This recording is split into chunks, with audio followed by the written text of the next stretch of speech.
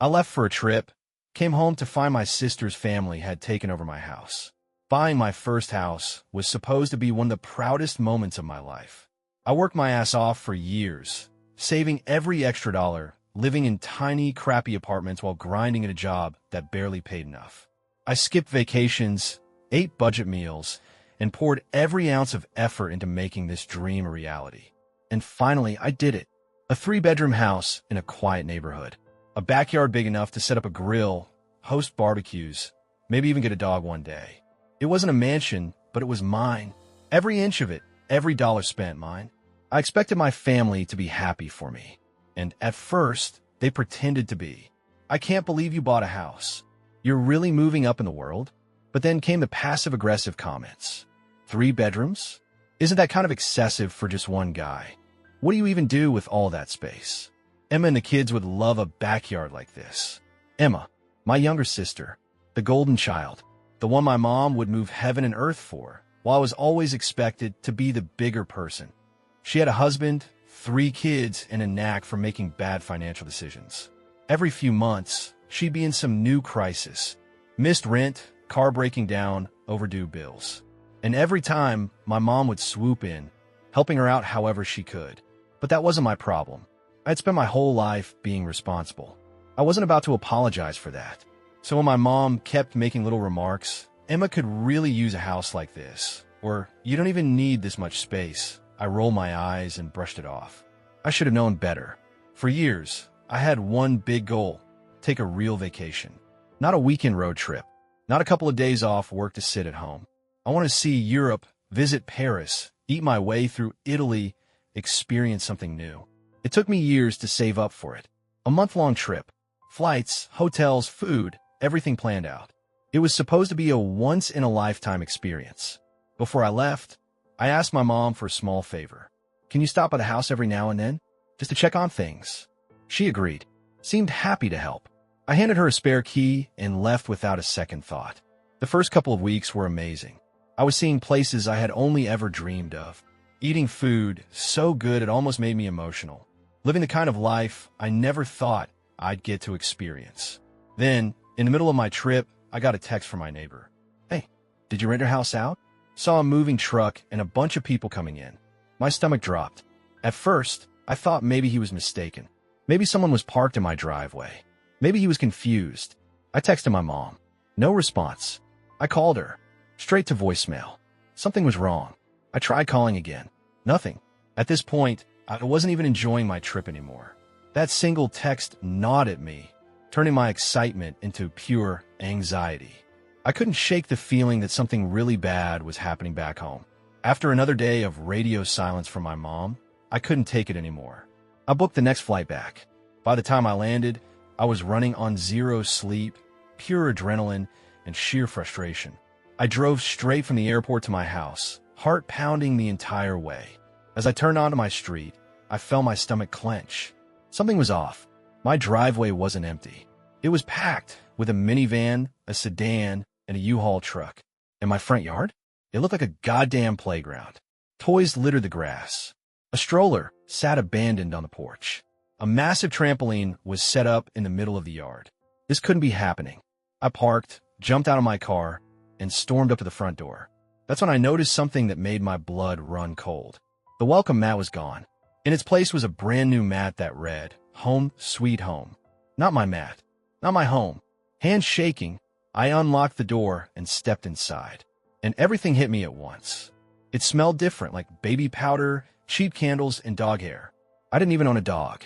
The living room? Completely rearranged. My furniture was pushed against the walls. In its place were cheap plastic bins filled with toys, a baby walker, and a giant playpen. I took a step forward and nearly tripped over a pile of kids' shoes. Then I heard voices. Laughter. Children yelling. And then, her voice. Emma. I followed the sound, turning the corner into what used to be my kitchen. There she was. My sister.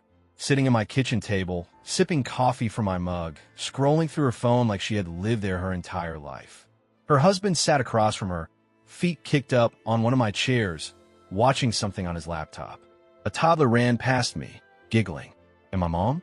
She waltzed in from the hallway, smiling like nothing was wrong. "Oh, honey, you're back early," she said like I had just walked in from work. I couldn't move. I couldn't think. My brain was short-circuiting. What the hell is going on? I finally choked out. Emma barely looked up from her phone. "Oh, Mom said we can move here. Isn't that great? The kids love it here." I thought I was going to pass out. "Move in. This is my house." Mom waved a hand dismissively. "Calm down, sweetheart. They needed a place to stay." It just made sense. I felt like I was in some kind of twisted fever dream. My house, my home, taken over while I was on the other side of the world. And the worst part? They were acting like I was the one being unreasonable. Standing there in my own kitchen, staring at my sister and her husband, making themselves comfortable in my house. Something inside me snapped. I had imagined so many scenarios where I would walk back into my home after my dream vacation. Maybe I'd be exhausted from the flight, but happy. Maybe I'd immediately crash onto my bed. Maybe I'd take a long shower and enjoy the comfort of my own space again.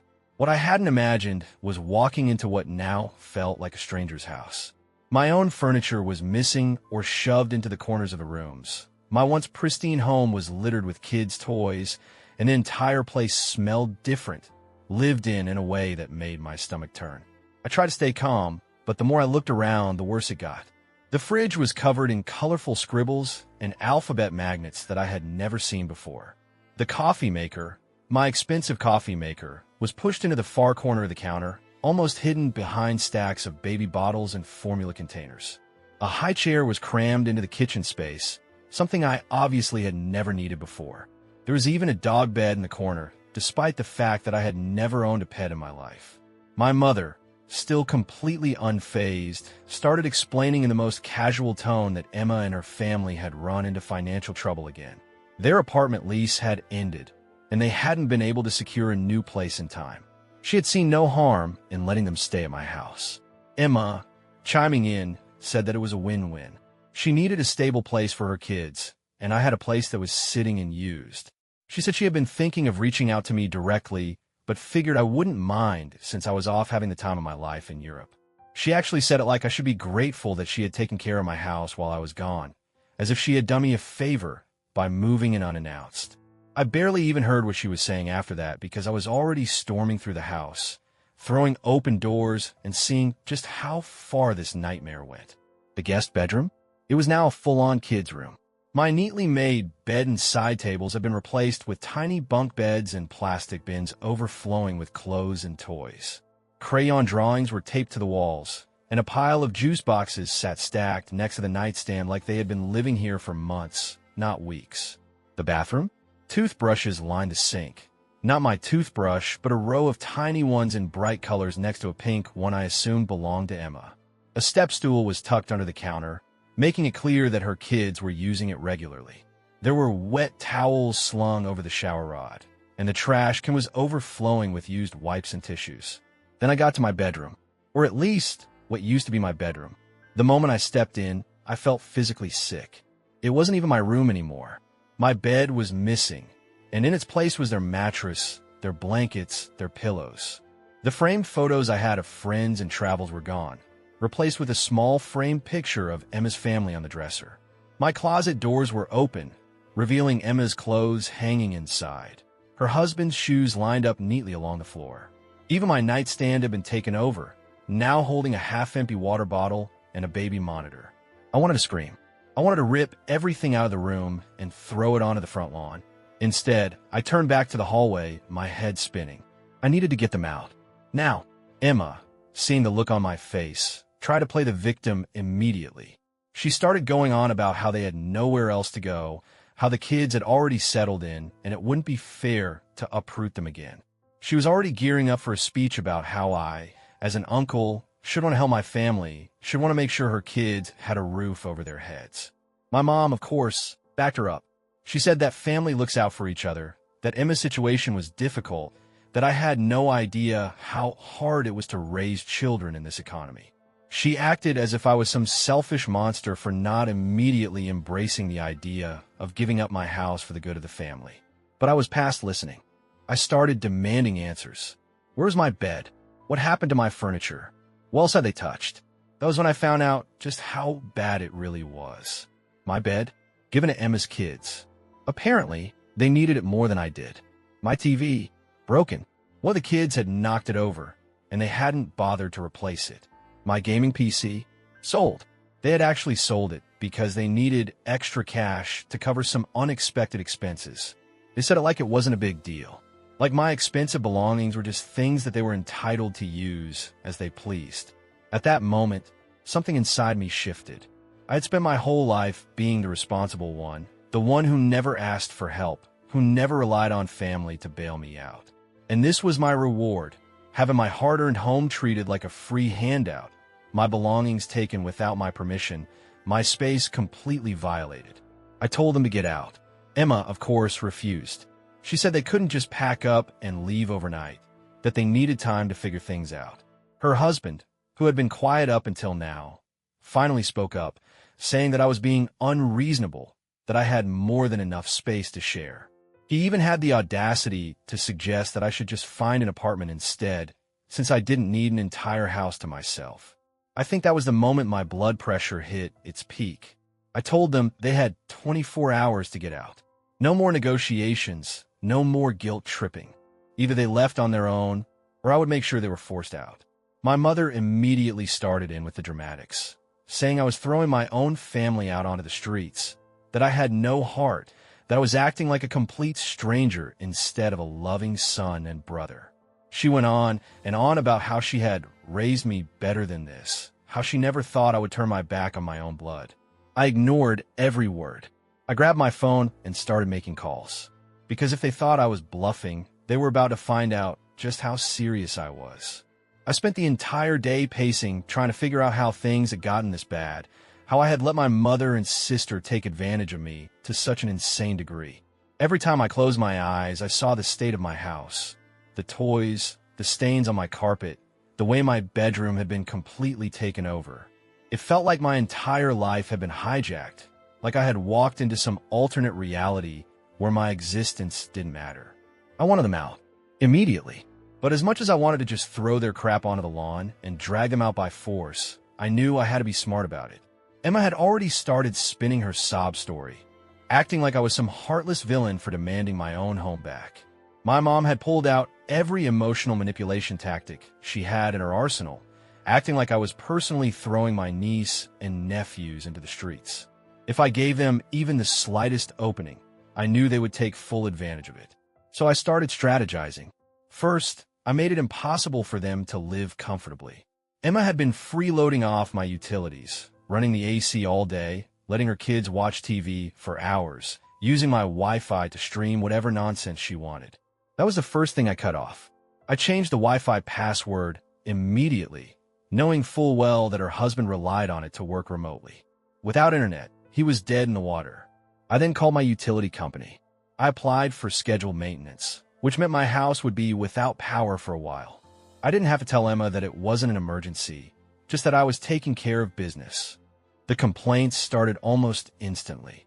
Emma stormed into the living room, asking why the Wi-Fi was down. I told her it was my house, and I had every right to change the password. Her husband tried to reason with me, saying that he needed it for work. I told him that wasn't my problem. If he wanted reliable internet, he could find his own place. Then the water pressure dropped. I had called in a plumbing inspection as well, which meant that for the next 24 hours, water usage would be heavily restricted. By the time the lights flickered off that evening, Emma was furious. She accused me of sabotaging them, of being vindictive. She went on about how she couldn't believe I would be so petty as to cut off basic utilities when there were children in the house. My mom, of course, jumped in, saying I was being childish and cruel.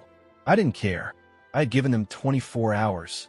The fact that they were still standing in my house, arguing with me, was proof that they thought I was bluffing. So I made the next move. I called the cops. The officer who showed up was polite but firm. I explained the situation, how I had been away, how my mother had let my sister move in without my consent, how I had asked them to leave, and they were refusing. The officer asked Emma for proof that she had any legal right to be there, a lease, a written agreement, anything. Of course, she had nothing. She started crying. She told the officer that she was a mother, that she had 3 children to take care of, that she couldn't just pack up and leave with nowhere to go. She said that I was being unreasonable, that I was overreacting, that family was supposed to help each other. The officer turned back to me. I repeated the facts. This was my house. I never gave them permission to move in. I had been gone for a month, and now I was back, and they needed to leave. Legally, that was all that mattered. The officer gave Emma two options: leave voluntarily or face trespassing charges. That was when the real meltdown started. My mother screamed at me, calling me selfish, saying she had never been more ashamed of me in her life. She accused me of being ungrateful, of being cold-hearted, of abandoning my own blood. Emma sobbed, clutching her youngest child like I had personally thrown them into the cold. Her husband stood there silently, arms crossed, glaring at me like I was the worst person alive. None of it worked. They packed up, slowly, reluctantly, angrily, but they packed. By the time they were finally gone, the house was in ruins. I walked through each room, taking in the damage. Crayon marks on the walls, sticky handprints on the windows. My carpets ruined from dog pee. My furniture scratched and dented. The rage I felt at that moment was indescribable. I wanted to scream. I wanted to break something, but I didn't. Instead, I stood in the middle of my trashed living room, took a deep breath, and realized that for the first time in weeks, my house was actually mine again. I thought finally getting them out of my house would bring me peace. I thought I would lock the door behind them, take a deep breath, and everything would return to normal. I thought that once they were gone, I could pick up where I left off before my trip, like none of this had ever happened. I was wrong. The damage wasn't just to my home. It was to my sense of security, my trust in my own family, my ability to believe that the people closest to me wouldn't completely betray me the second they had the opportunity. The first few days after they left, I didn't feel relief. I felt violated. I kept walking into rooms and expecting to see their things still there. Every time I opened a closet or a drawer, I discovered something missing. The longer I spent inspecting my house, the more I realized just how much they had taken from me. A few of my kitchen knives were missing. My favorite hoodie was gone. Even some of my cologne bottles had disappeared from the bathroom counter. They had lived in my home, used my belongings, and when they were forced to leave, they had stolen from me on their way out. That realization made me angrier than I'd ever been in my life. I could deal with a broken TV. I could replace my furniture. I could repaint the walls to cover up the crayon marks. But knowing that my own sister had gone through my things, taken them, and felt entitled to do it, that was a different kind of betrayal. I didn't reach out to her. I didn't call to argue, didn't ask for an explanation, didn't even try to get my stuff back. I knew it wouldn't matter. There was no point in reasoning with people who had already decided that my home, my space, and my possessions didn't belong to me. I knew exactly how the conversation would go. She would guilt-trip me. She would say that Emma had children, that she had a family to take care of, that I was being selfish by caring about things when they were struggling. The nightmare was over, and I started to rebuild my house. It's been almost 6 months since I kicked them all out.